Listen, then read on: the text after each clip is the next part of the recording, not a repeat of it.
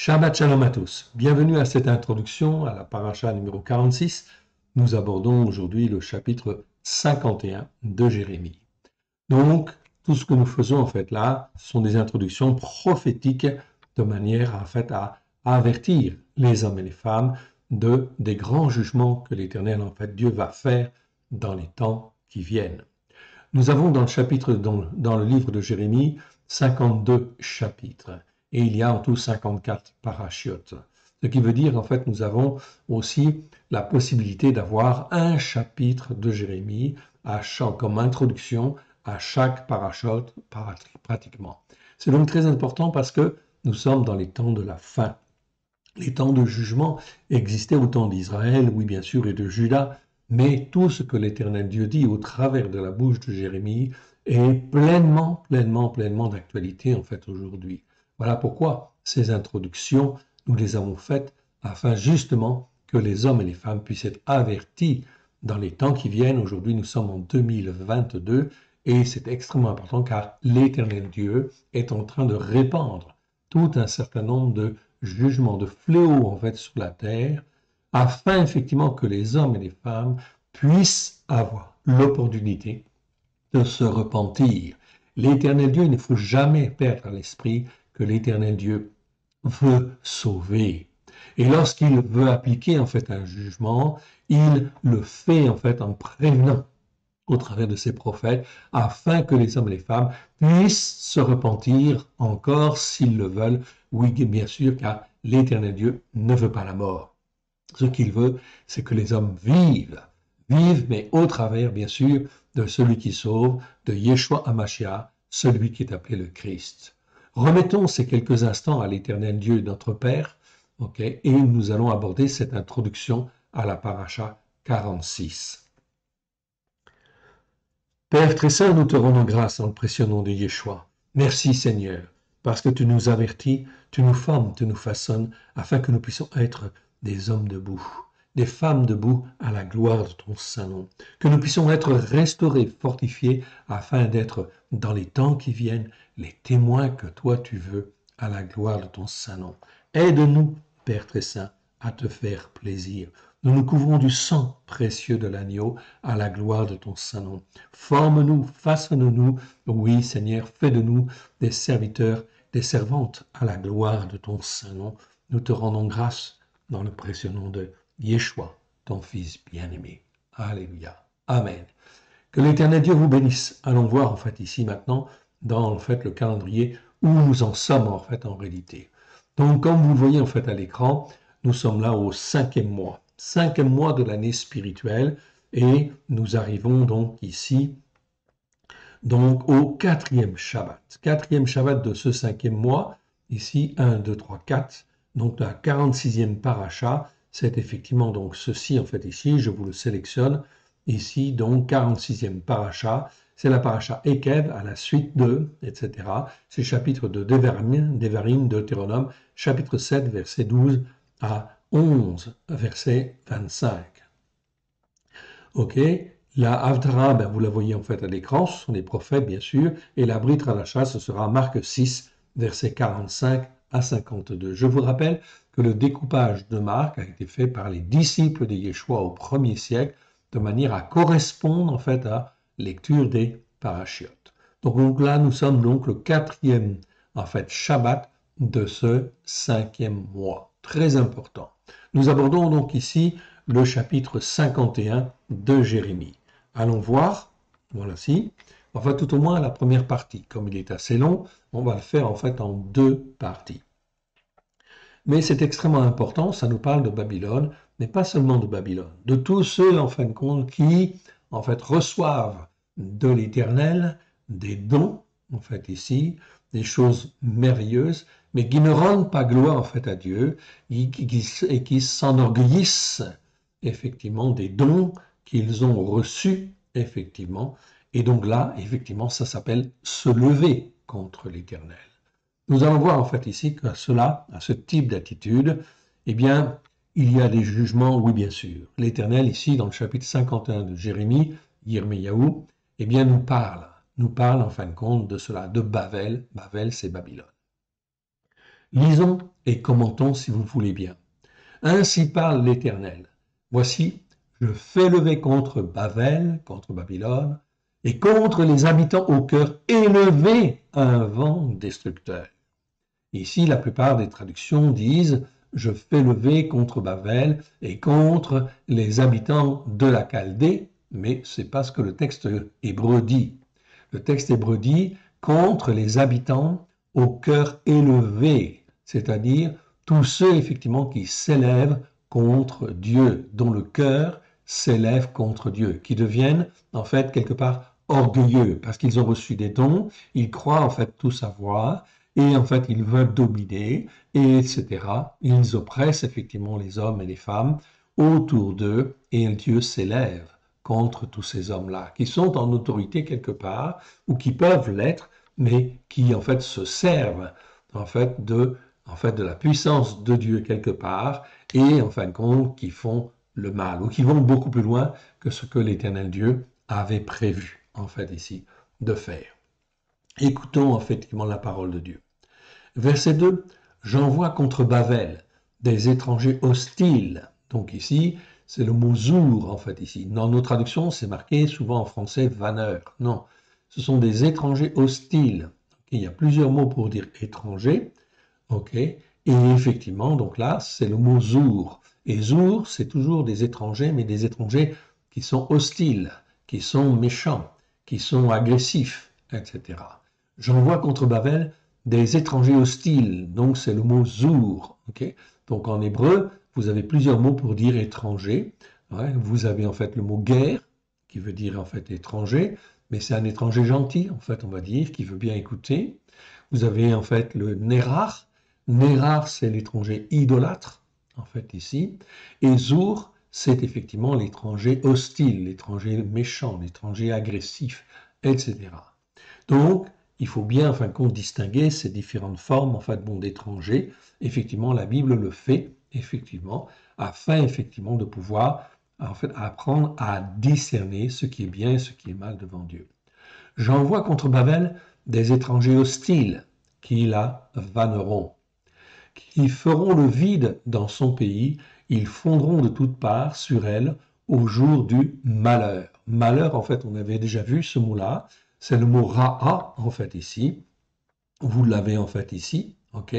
Ra'a, qui est, en fait, classé dans les mêmes mots, en fin de compte, que ra, ok, qui existe 663 fois dans 623 versets.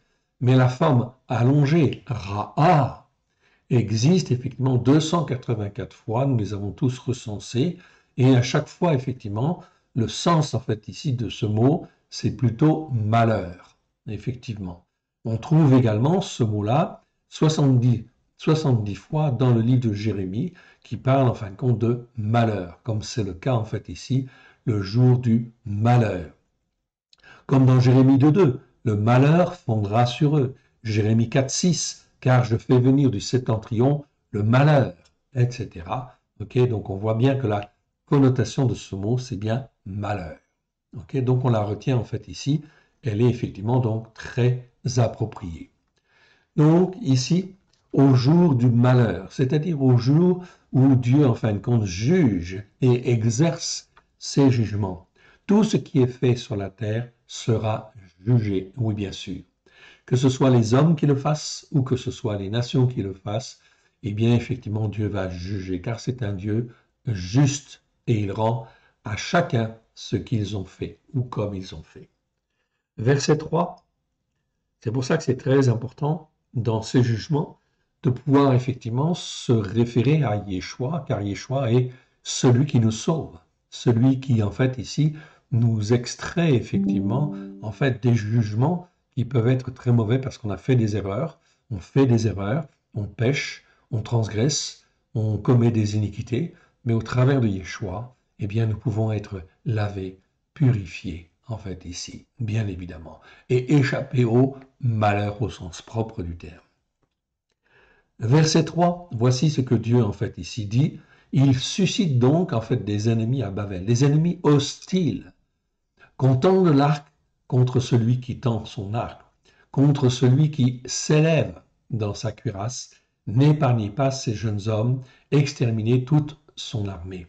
Je rappelle que Jérémie, lorsqu'il parle en fait là, eh bien effectivement, en fait Babylone, Babel, est dans toute sa puissance, ok, et resplendissante de force, de puissance, et domine en fait ici le monde entier, ok. Mais pas forcément en fin de compte comme Dieu le voulait. Et effectivement, donc ils vont dominer d'une manière sévère, d'une manière méchante, d'une manière autoritaire, etc. Et avec fierté surtout. C'est surtout cela que Dieu reproche en fin de compte à Babel. Lorsqu'on tend l'arc contre celui qui tend, qu'on tend l'arc contre celui qui tend son arc, contre celui qui s'élève, ici. Donc dans notre traduction française, c'est marqué celui qui est fier dans sa cuirasse. Non, c'est celui qui s'élève, qui s'enorgueillit dans sa cuirasse. C'est-à-dire qu'en fin de compte, il a effectivement une protection que Dieu lui a donnée, il a de la force, mais au lieu de rendre grâce en fait à Dieu, de se tourner en fait vers Dieu et d'accomplir en fait le plan de Dieu comme Dieu en fait le voulait, eh bien il s'élève, il s'enorgueillit de la force qu'il a. N'épargnez pas ces jeunes hommes, dit le Seigneur, donc à propos de Babylone, exterminez toute son armée. Donc Jérémie va parler au moins 70 ans avant que Babylone ne s'écroule, effectivement, et c'est exactement ce qui va arriver. Or, c'est bien ce qui va nous arriver en fait aussi dans nos sociétés, toutes les sociétés qui s'élèvent par leur force, mais qui ne rendent pas gloire à Dieu de la force, de la puissance qu'ils ont, etc. Eh bien, tout cela s'élève contre Dieu, s'enorgueillissent. Et comme ils s'enorgueillissent, eh bien, tout cela va être jugé devant l'Éternel. C'est pour ça que Dieu laisse faire en fait les nations, afin de voir comment elles se comportent, comme Dieu laisse faire les hommes, pour voir comment en fait ils se comportent. Est-ce qu'ils veulent se soumettre en fait à la, comment dire, à Dieu, à l'Éternel Dieu. Verset 4. Qu'ils tombent blessés à mort dans le pays des Kasdim, percés de coups dans les rues de Babel. Donc voilà en fin de compte ce que Dieu décrit en fait ici, les jugements qu'il va opérer sur Babel, alors qu'aujourd'hui, en fait ici, à cette époque-là, quand Jérémie parle, Babel, Babylone, est dans sa toute grande puissance et rien ne la menace. Verset 5. Car Israël et Juda ne sont point abandonnés de leur Elohim, de l'Éternel des armées. Le pays des Kasdim, donc des Chaldéens, est rempli de délits contre le Saint d'Israël. Donc voilà, Dieu a donné en fait de la puissance à Babylone, oui, mais en fait, à l'intérieur, elle est remplie de délits. Dans les traductions françaises, c'est marqué souvent crime. Elle est remplie de crimes contre le Saint d'Israël. C'est mieux de dire délit. C'est-à-dire de non-respect, effectivement, des lois de la Torah. De toute façon, en fait, les hommes seront jugés, qu'ils soient d'accord ou pas d'accord, selon, effectivement, les lois, les enseignements de la Torah. Car tout appartient à l'Éternel Dieu. Le ciel appartient à Dieu, la terre appartient à Dieu. Tous les hommes qui sont sur la terre, en fait ici, sont sur la terre de Dieu et sont censés écouter et mettre en pratique. C'est pour ça que Dieu les sollicite au travers de certains hommes afin effectivement qu'ils puissent se repentir et être sauvés au travers en fait de Yeshua, HaMashiach, celui qui est appelé le Christ. Verset 6. Fuyez de Babel, que chacun sauve son âme, de peur que vous nous périssiez dans son iniquité. Car c'est un temps de vengeance pour l'Éternel, il va lui rendre selon ses œuvres. Fuyez de Babel et que chacun sauve son âme. Donc on parle bien ici, en fait, pas seulement de sa vie, mais ici c'est bien le mot nefesh, c'est donc en fait son âme. De peur que vous ne périssiez dans son iniquité. Donc le Seigneur dit, en fait, sortez du milieu d'eux. En fait, ici, même si vous êtes dans le monde, eh bien, ne soyez pas avec le monde, ne vous comportez pas comme le monde, en fait, ici, car sinon, vous risquez de périr. De peur que vous ne périssiez dans son iniquité. Ici, c'est pas sa ruine. Dans nos traductions françaises, souvent, c'est marqué dans sa ruine. Non, ici, c'est le mot avon. Allons voir, en fait, ici, je vous rappelle, en fait, la définition de avon. Avon, c'est iniquité, en fait, ici. C'est un mot qui existe 230 fois dans 213 versets. C'est un mot qui parle en fin de compte, ok, pas seulement de péché, souvenons-nous, nous sommes responsables de nos transgressions, de nos péchés et de nos iniquités. Iniquité, c'est tout ce que l'on fait mal devant le Seigneur, qui n'est pas forcément en fait une transgression, qui n'est pas forcément en fait un péché en fait ici, mais c'est faire les choses mal devant Dieu en fait ici. Donc ça entraîne en fait ici aussi des conséquences. L'iniquité, c'est aussi les malédictions, où une transgression peut entraîner en fait des iniquités, c'est-à-dire en fin de compte un mal qui va se répandre sur notre vie ou qui va se répandre sur notre descendance, en fait ici. C'est donc extrêmement important en fait ici de bien comprendre. Pour rappeler en fait l'iniquité, on peut citer en fait Exode chapitre 34 versets 6 à 7 où l'Éternel dit, l'Éternel passa devant lui, devant Moshe, et s'écria, Éternel, Éternel, Dieu miséricordieux et compatissant, lent à la colère, riche en bonté, ok, et en fidélité, et en fait c'est en vérité plutôt, hein, ok, qui conserve son amour, ok, jusqu'à 1000 générations, et qui pardonne l'iniquité, la rébellion et le péché, mais qui ne tient point le coupable pour innocent, et qui punit l'iniquité des pères sur les enfants et sur les enfants des enfants jusqu'à la 3e et 4e génération. Donc vous voyez que l'iniquité, c'est comme une malédiction qui se répand ici sur les générations suivantes, 3e, même 4e génération. Donc on peut très bien, en fin de compte ici, chacun de nous, nous avons des parents, bien évidemment. Et s'ils n'ont pas écouté, en fait, la Torah, les enseignements de la Torah, pour, en fait, les mettre en pratique, non seulement ils ont fait des transgressions, ils ont fait des péchés, mais ils ont commis, en fait, des iniquités. Et la conséquence, en fait, ici, de ces péchés, transgressions et ce qu'ils ont fait de mal devant Dieu, peut avoir des répercussions sur, effectivement, les enfants jusqu'à la 3e, 4e génération. Dans certains cas, ça va même jusqu'à la 10e génération, etc. Okay, donc, il faut bien prendre conscience de cette notion-là. Ça, ce sont les lois de Dieu. Voilà pourquoi il est extrêmement important, en fait, ici, d'en prendre conscience et de ne pas se laisser entraîner, justement, dans les transgressions, les péchés et les iniquités. Donc, iniquité ici, c'est très important, c'est un mot extrêmement important. Il faut apprendre, en fin de compte, à discerner ce que c'est qu'en fait les iniquités. Pourquoi? Eh bien, tout simplement pour être en fait propre devant Dieu et être saint, sanctifié devant l'Éternel, à la gloire de son saint nom.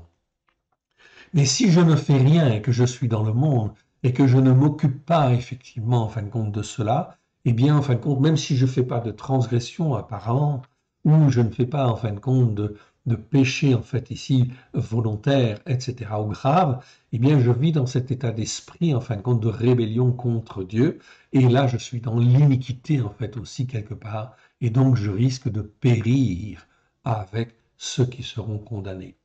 De peur que vous ne périssiez dans son iniquité, car c'est un temps de vengeance. C'est un temps de vengeance, c'est-à-dire en fait ici, c'est un temps où Dieu règle les comptes, où en fin de compte, il juge et applique en fait ses jugements, parce que c'est un Dieu juste. Donc tout ce qui est fait en termes de péché, transgression et iniquité, ça doit trouver en fin de compte une conséquence, un jugement. C'est pour ça qu'en fait ici, lorsque nous avons Yeshua comme Seigneur, Sauveur et Maître, eh bien il nous sauve justement de la condamnation, de nos péchés, de nos transgressions et de nos iniquités. C'est donc extrêmement important d'avoir Yeshua comme Seigneur et Sauveur, oui bien sûr, dans les temps qui viennent. On continue. Il va lui rendre selon ses œuvres, dit l'Éternel.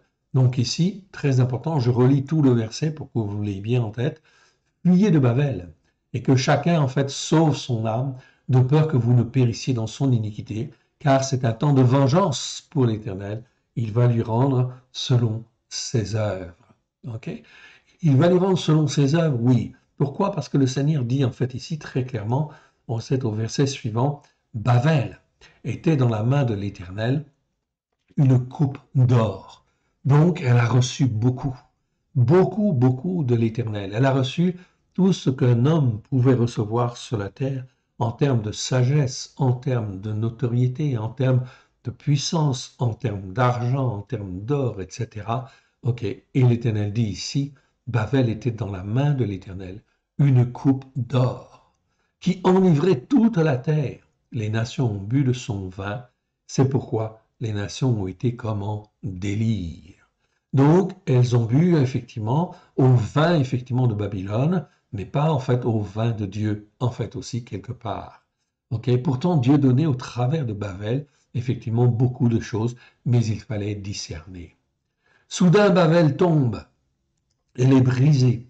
Ok, soudain Babel tombe, elle est brisée, gémissez sur elle, prenez du baume pour sa plaie, peut-être guérira-t-elle. Ok, peut-être, pardon. Peut-être guérira-t-elle, oui, si elle se repent, si en fin de compte elle veut bien se repentir. Le verset suivant nous dit, nous voulons en fait guérir, nous avons voulu guérir Babel, mais elle n'a pas guéri. Donc ici on voit bien l'intention de Dieu, c'était effectivement en fin de compte de guérir Babel, de la redresser effectivement afin qu'elle puisse servir Dieu et glorifier l'éternel Dieu. Mais elle n'a pas guéri. Abandonnons-la, allons et allons chacun dans son pays, car son jugement atteint jusqu'aux cieux et s'élève jusqu'aux nues. Donc on ne connaît pas tout ce que Babel en fait a fait de mal en fait en termes de délit en fait devant Dieu, mais en réalité ici la Bible dit effectivement que le jugement en fait contre sur Babel était énorme, atteignait jusqu'aux nues. L'Éternel manifeste la justice par la foi. Okay? L'Éternel manifeste la justice par la foi, ça c'est une notion très importante à notre cause. La justice par la foi, c'est le mot tzedaka. Tzedaka, comme vous le voyez en fait ici, okay, c'est un mot qui est très souvent mal traduit dans nos Bibles. En fait, en hébreu, vous avez le mot tzedek qui veut dire justice et tzedaka qui est de la même racine. Okay? Eh bien, effectivement, c'est aussi traduit par justice. On ne fait pas la distinction. Or, il y a une très grande différence entre le mot tzedek et tzedaka. Tzedek, c'est la justice tout court. C'est la justice de Dieu, la justice immanente, la justice au sens général du terme avec un grand J. OK? Et effectivement, la justice par la foi, c'est tzedaka, c'est la justice que tu obtiens par la foi. Par la foi, effectivement, en Christ Yeshua, car lui, il est juste.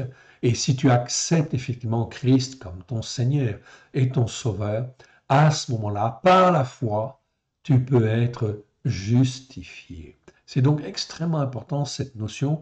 Elle est fondamentale dans la Bible. Elle existait dans la Torah, les prophètes et les psaumes, mais ce n'était pas très bien traduit.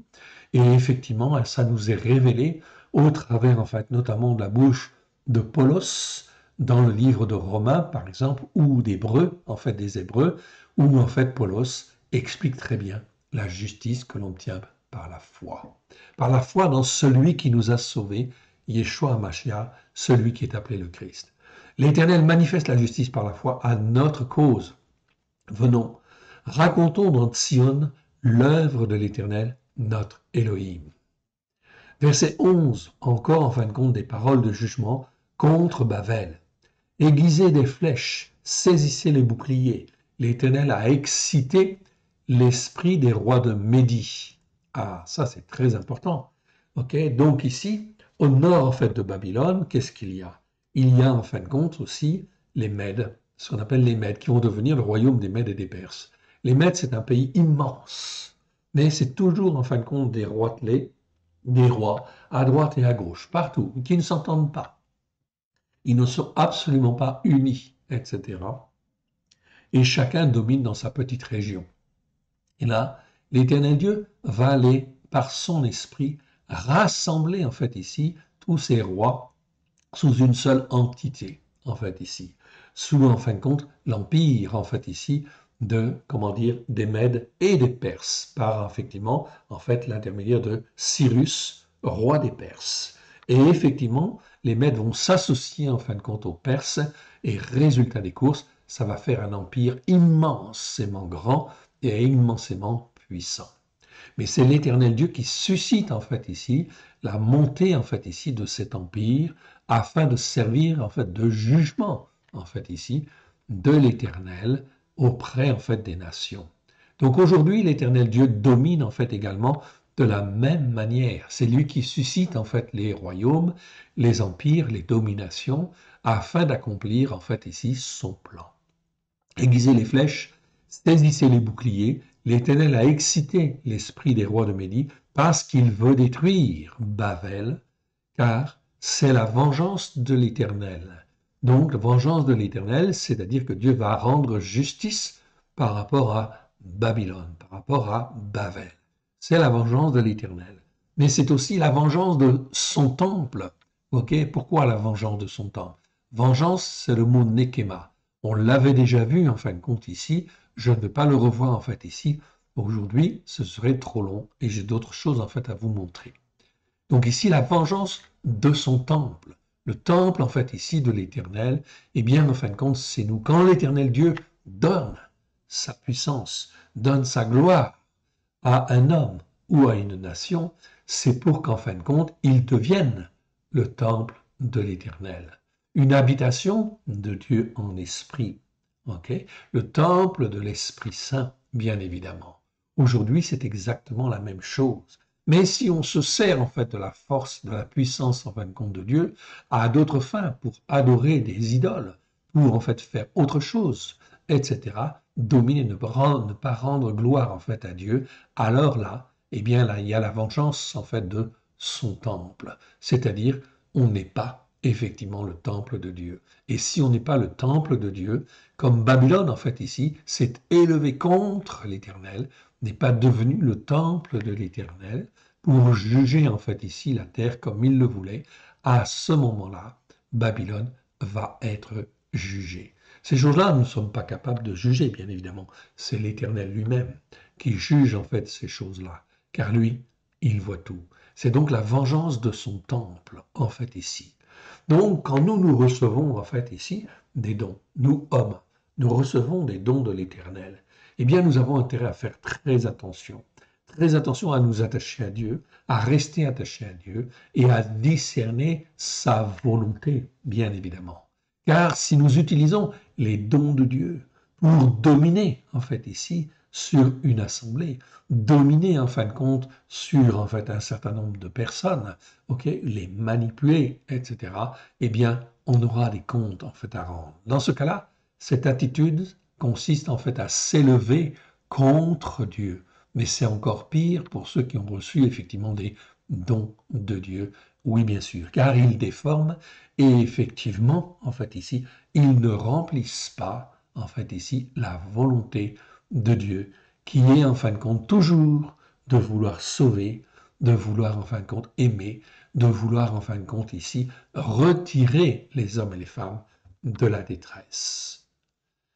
Verset 12. Élevez une bannière contre les murs de Babel, fortifiez les postes, placez des gardes, dressez des embuscades, car l'Éternel a pris une résolution et il exécute ce qu'il a prononcé contre les habitants de Babel.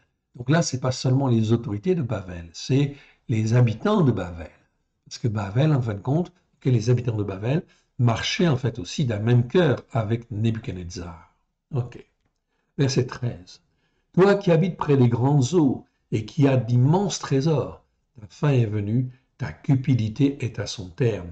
Je le rappelle, au moment où, en fait, Jérémie reçoit ces paroles, Nebuchadnezzar, Babylone est dans toute sa puissance. Ok.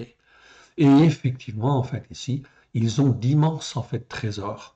Tout leur est donné. Ok. La puissance, en fait, qu'ils ont sur la terre est extraordinairement grande. Pour dominer et pour détruire.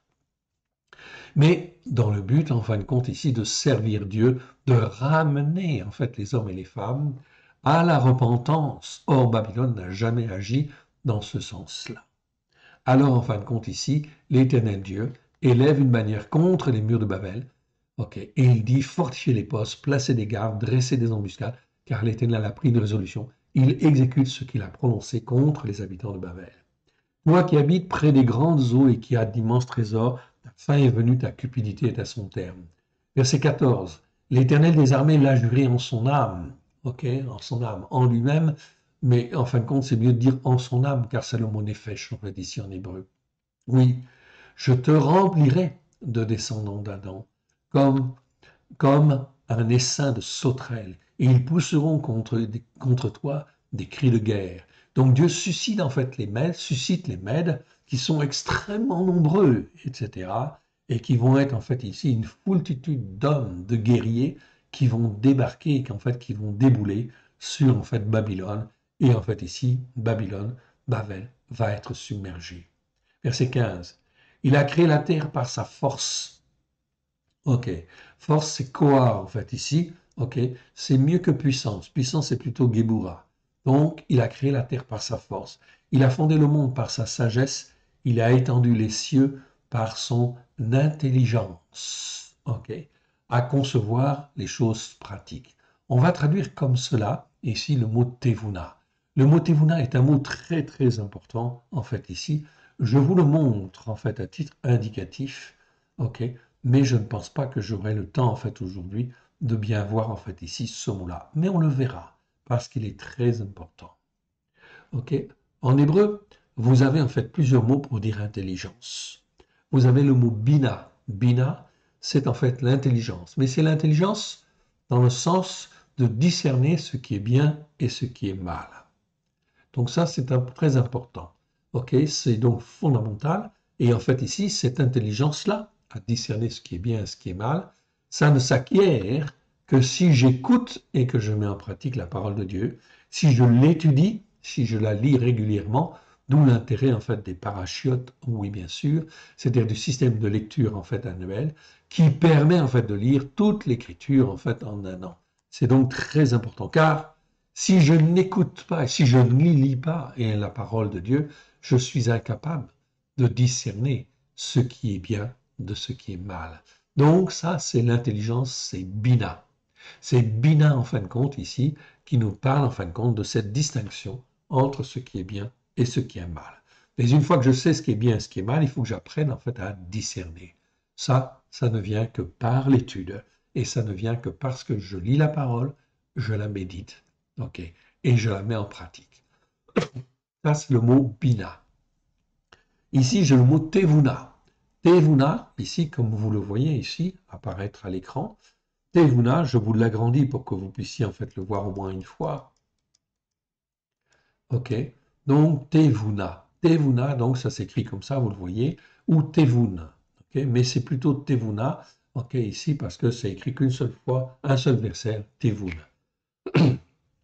C'est un mot qui existe 43 fois dans 42 versets. C'est un mot extrêmement important, souvent traduit par intelligence, comme le mot bina. Mais en fait ici, ce n'est pas tout à fait la même intelligence. Ça nous parle en fait de compréhension, en fait ici, ou de faculté de bien comprendre comment il faut faire, comment il faut pour faire. Ok, c'est l'intelligence avec en fait ici du bon sens et un bon raisonnement.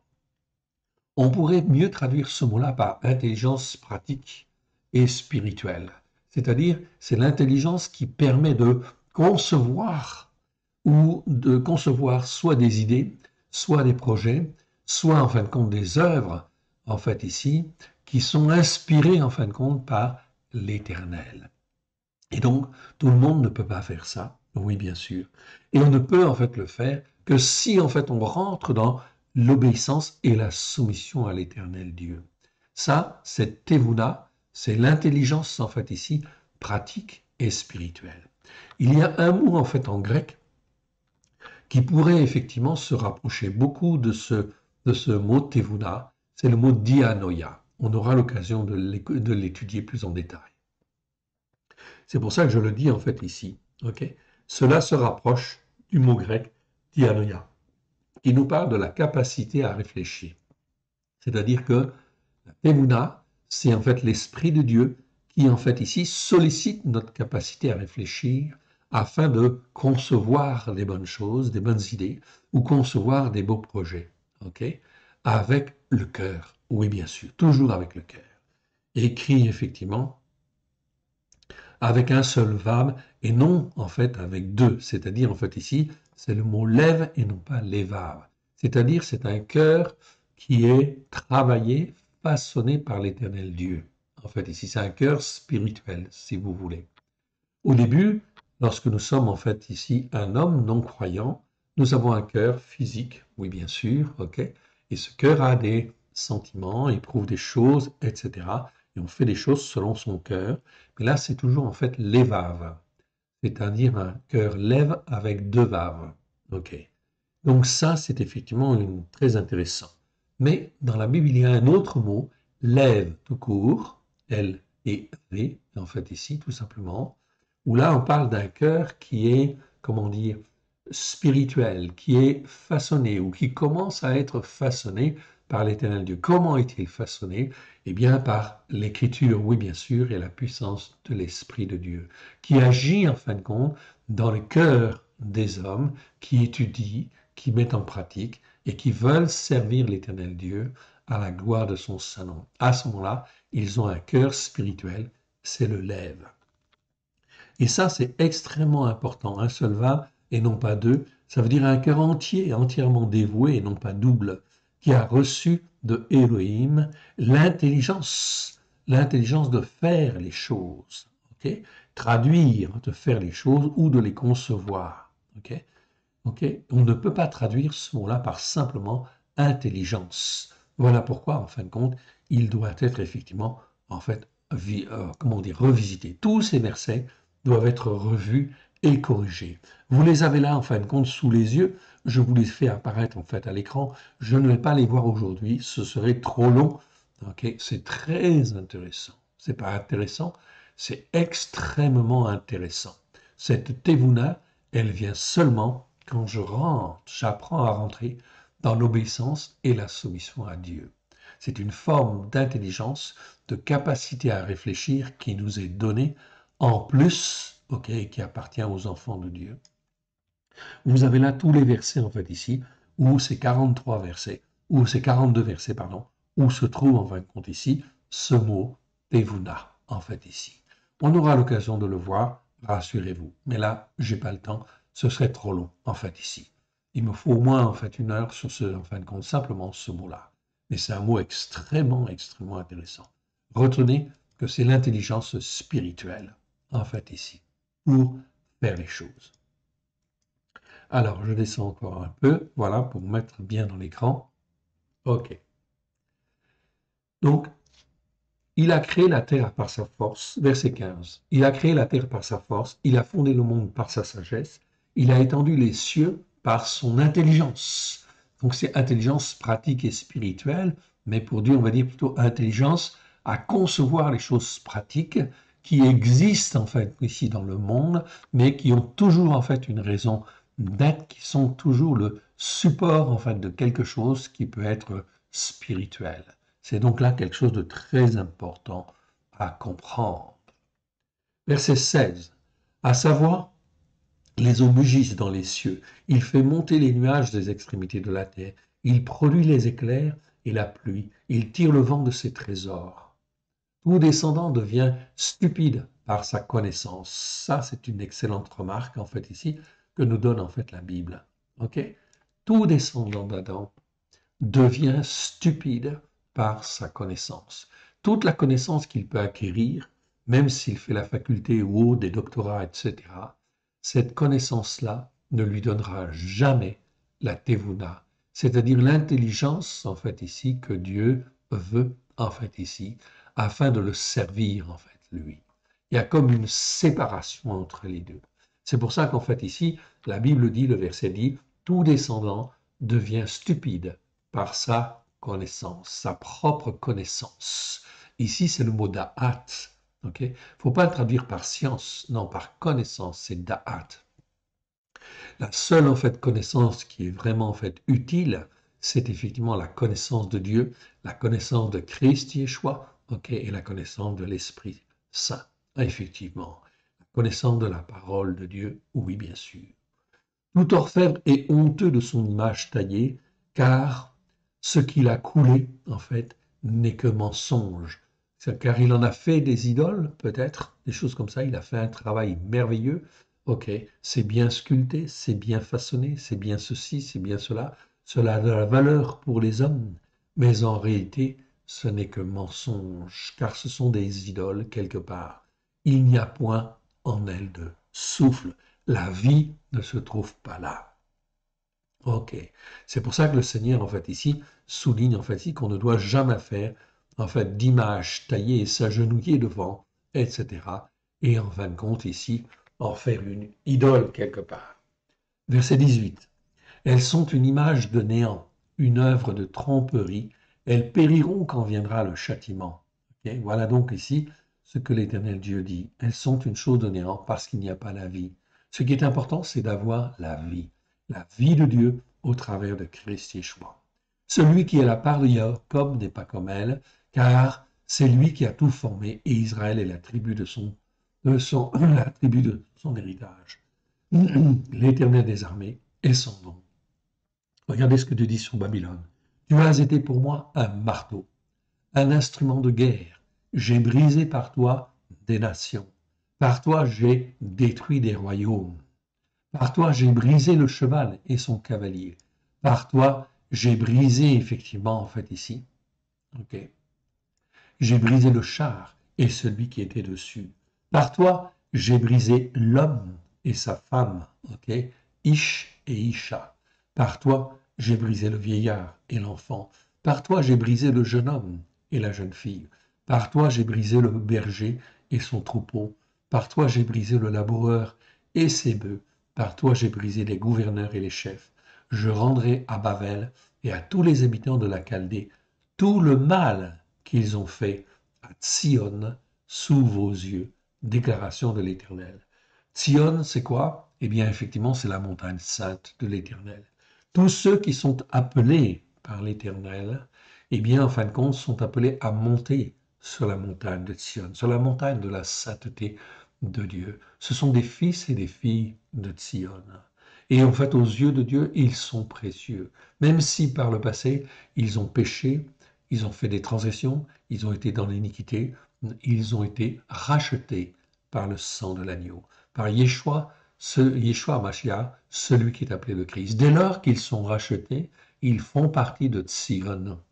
Et à partir du moment où ils font partie de Tsion, ok, sur la montagne sainte, ou de la montagne sainte, eh bien cela veut dire qu'ils doivent écouter, mettre en pratique, se former, se façonner par l'Esprit de Dieu au travers de Yeshua Mashiach, afin de monter sur cette montagne sainte. Car si on reste en fait en bas, eh bien en fait on ne risque pas de monter, c'est-à-dire de se sanctifier, de se purifier. Ça va de soi. Et pourtant, on avait reçu en fait le salut gratuitement, car en fait ici c'est un simple nom de l'Éternel Dieu.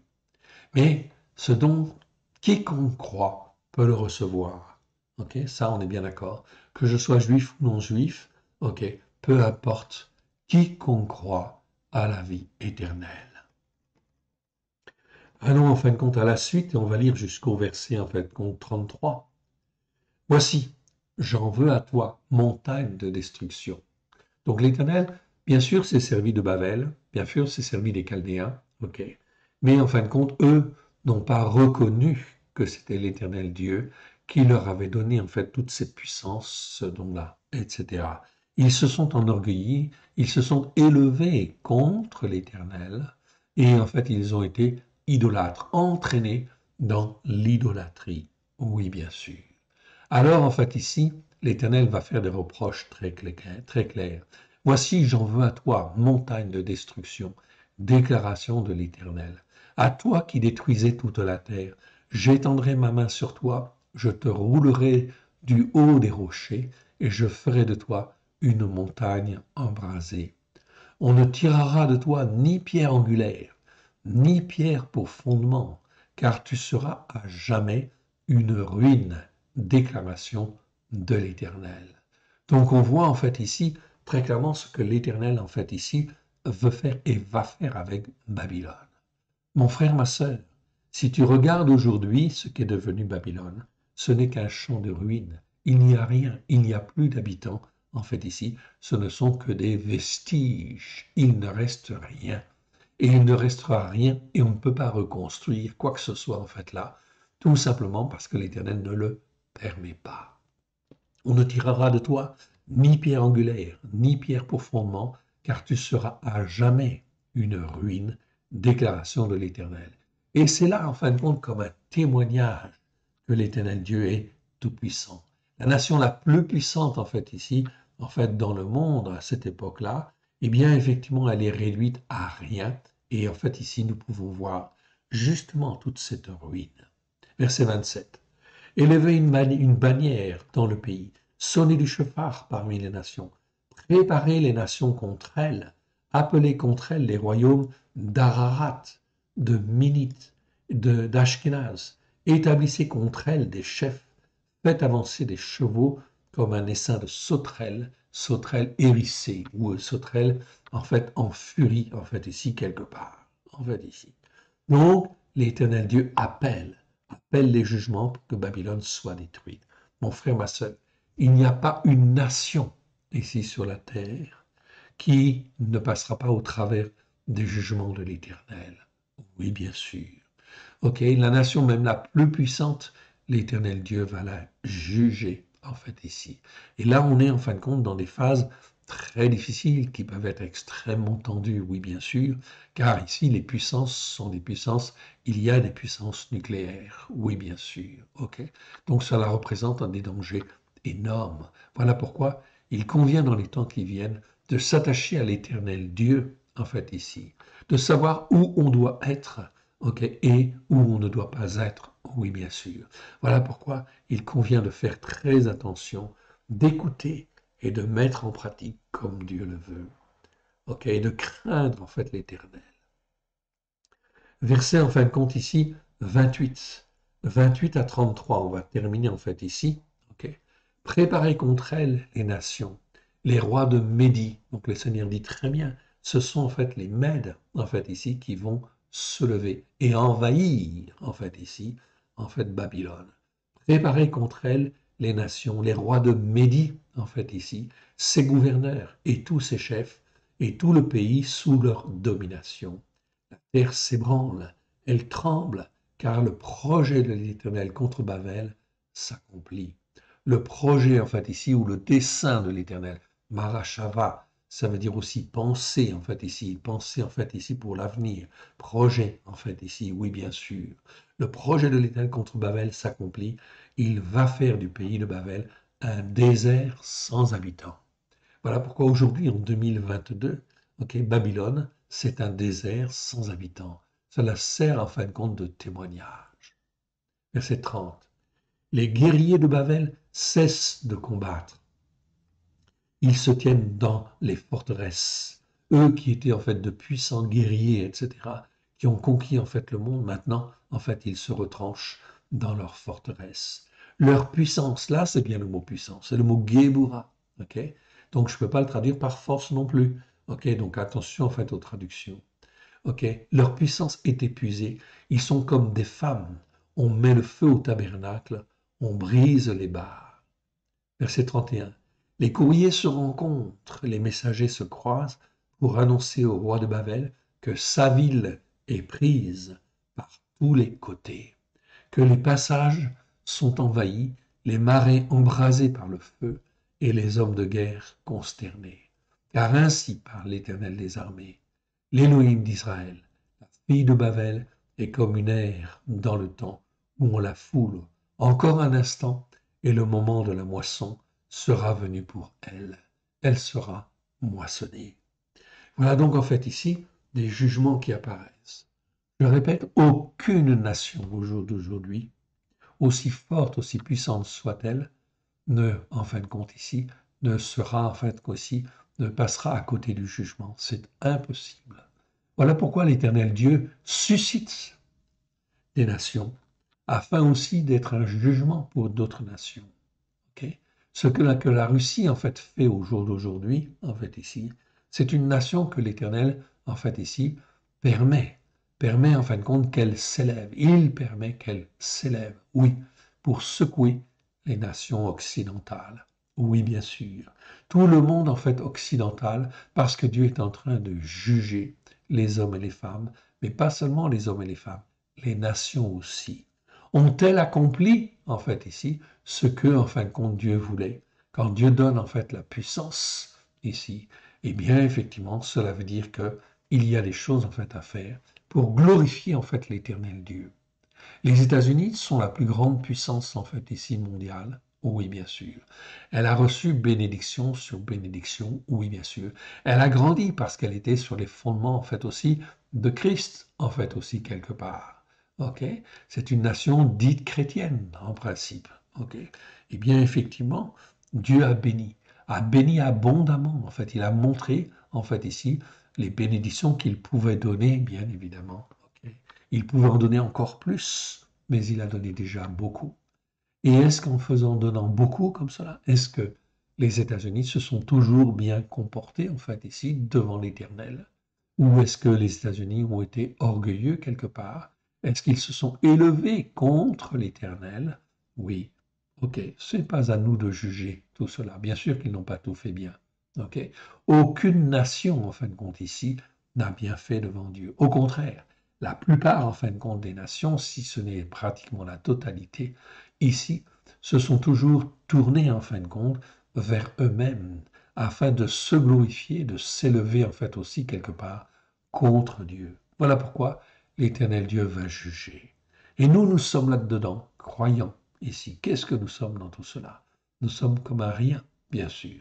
Nous sommes comme Jérémie, en fait, ici, à l'époque, qui était dans un contexte de guerre, effectivement, mais que Dieu, en fait, a toujours, toujours gardé comme un témoin véritable de sa parole de Dieu. Voilà aussi ce que nous devons être dans les temps qui viennent, c'est que nous devons en fin de compte nous accrocher à la parole de Dieu, l'écouter et la mettre en pratique avec grâce et vérité, afin effectivement de glorifier le Père comme il convient et d'être les témoins en fin de compte que l'Éternel Dieu veut à la gloire de son saint nom. C'est donc en fait ici très important, bien évidemment, de bien comprendre cette dimension en fait là. Vous voyez que le livre de Jérémie est extrêmement important. Il nous interpelle. Il nous interpelle justement sur les temps qui viennent. Je dis bien, aucune nation n'est juste devant l'Éternel Dieu. Mais Dieu va secouer les nations, secouer les forces, secouer les puissances, afin qu'elles se confrontent aussi les unes aux autres. Est-ce que nous avons à prendre part à cela? La réponse est non. Nous devons nous attacher à l'Éternel Dieu dans les temps qui viennent, d'écouter et de mettre en pratique. D'écouter et de mettre en pratique afin de grandir dans l'intelligence, la façon de discerner ce qui est bien et ce qui est mal, mais aussi dans la tevuna, c'est-à-dire en fait ici la capacité à réfléchir afin de concevoir les bons projets, les bonnes idées, les bons choix, etc. Faire les bonnes œuvres que l'Éternel Dieu veut à la gloire de ton Saint-Nom. Que nous puissions être, en fait, ici, les témoins de sa vérité dans les temps qui viennent.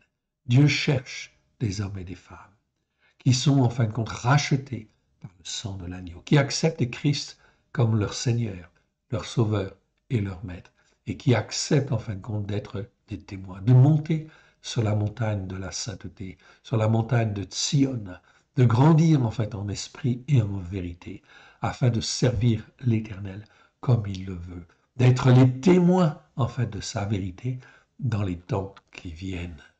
Notre pays, notre nation, en fait, ici, c'est en fait une nation spirituelle, bien évidemment.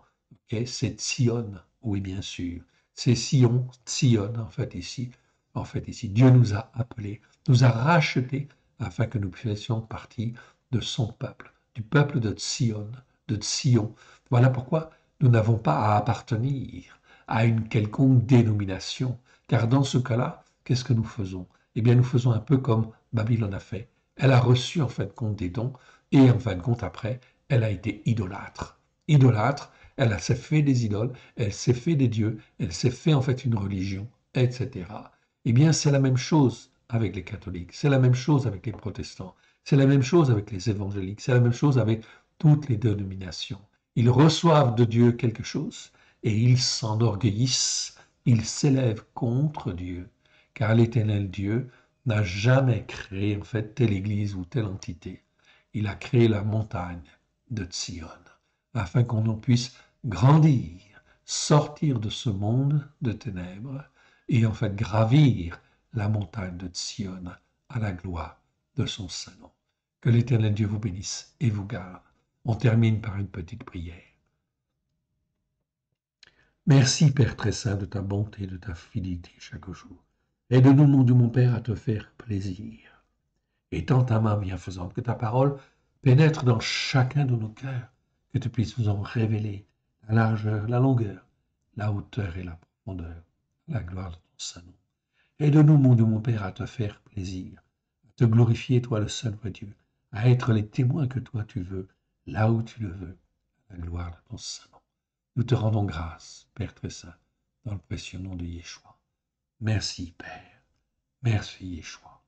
Merci, Esprit Saint. Amen. Que l'Éternel Dieu vous bénisse et vous garde. Shabbat shalom à tous. Amen.